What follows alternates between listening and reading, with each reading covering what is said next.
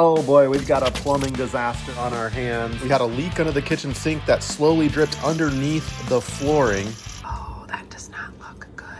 In the previous videos, in case you missed them, we discovered the problem and assessed the damage. We cut off the pipe. Erroneously, we made a mistake by doing that. My thought was that I could take the shark bite fitting and just pop it on and then screw on the new valve. But the pros told me that plan wouldn't work, that I'd have to replace the entire pipe, possibly tearing out the cabinet. Panic, tears, the water to our house, the main line is off, and I don't have a clear plan on how to fix this. I was able to remove the pipe using a ridiculously oversized pipe wrench and lots of grunting. I then cleaned out the threads using my kid's toothbrush and then prepped the new pipe with tape and dope on both ends. This is copper pipe. Tightened down the new quarter turn dual valve into the pipe and then prepped the other side to go into the wall. We put that piece into the wall and secured it tightly with our, again, oversized pipe wrench. And then it was time to turn on the main back to the house. All right, you can tell her to slowly turn on the water. All right, tell her to wait. Oh, shit.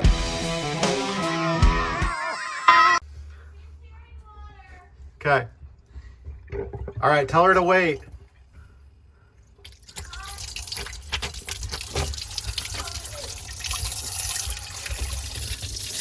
Somewhat satisfying to watch, don't you think? If you're wondering why water splashed out, I had the quarter turn valves open. In this particular model, you can't tell when you look down into the inlet holes if the quarter turn valve is open or closed. Normally you can. As you turn it, you can see the little ball in there close off. This one you could not see at all. So I was 50-50 guessing and I guessed wrong. No matter, I had a bucket and a towel will clean that up. By the way, make sure your outlet covers are on. For some reason in this house, not my house, no outlet covers, highly dangerous having water near that. I obviously survived here, but no water and electricity. Those two should never combine. Let's go live for a second to see if there's a leak. We are holding. So what I just did was wipe some of this pipe dope down, and then I'll be paying attention to see if there's any beads forming to make sure that that junction, both of them are tight enough.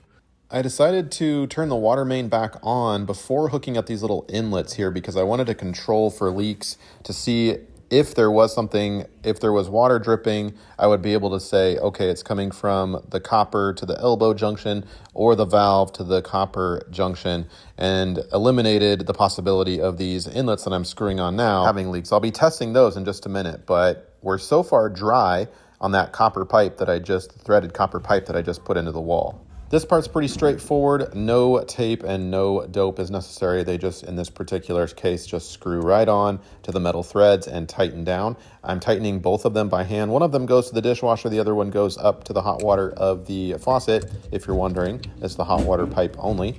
And then I'll use my little wrench here and tighten that up. Not overly, but get it nice and firm and snug. And then we'll turn on those valves, and that should supply water to both of these braided lines. Again, I am no plumber and no professional. This is what I did to solve my problem. You'll want to use your due diligence, of course, and make good decisions involving water. It's nothing to mess around with. You can cause major property damage if you don't do this correctly, so always hire a licensed professional if you're not comfortable doing this yourself. Let's go live again and see if we have any leaks. All right, I think we are tight and dry. Ooh, nice and brown. Yikes. Let that clear out. It's pretty low flow with the hot water on. Do you see that? We'll have to handle that soon.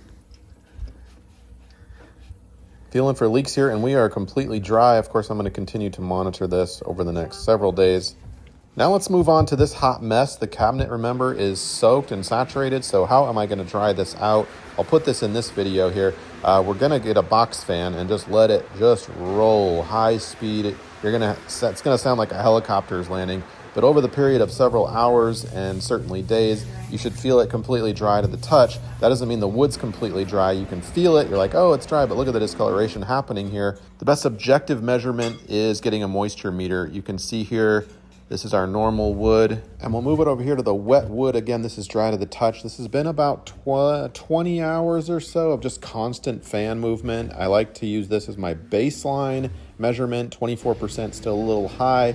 And over the next several days, we're gonna get the dehumidifier out and hooked up, a small enough one to fit inside. And we're not gonna completely close it because you do need airflow for this unit, but we'll have it cracked a little bit and just let that just work its magic for several days, if not longer. Of course, results will vary depending on where you're at. We'll continue to check moisture levels every day, and hopefully you'll see that number drop down. Have patience, it might take a while. I made this little guide that might be helpful for you if you're interested in what the numbers mean and how you use a moisture meter. I'll put a link in the description below for this. You can find it on my website too. All right, we'll stop this video here. In the next one, we're gonna handle this low flow pressure and also the wet floor underneath this vinyl flooring. How do you solve it?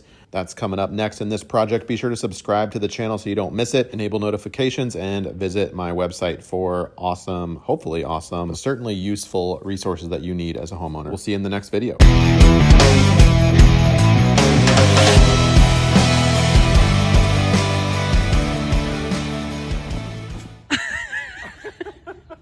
Are you okay? Here. Help me out.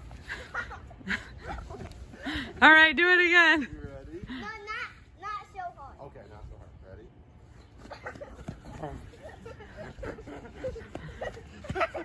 Come and get me. Come and get me. Look, come over here.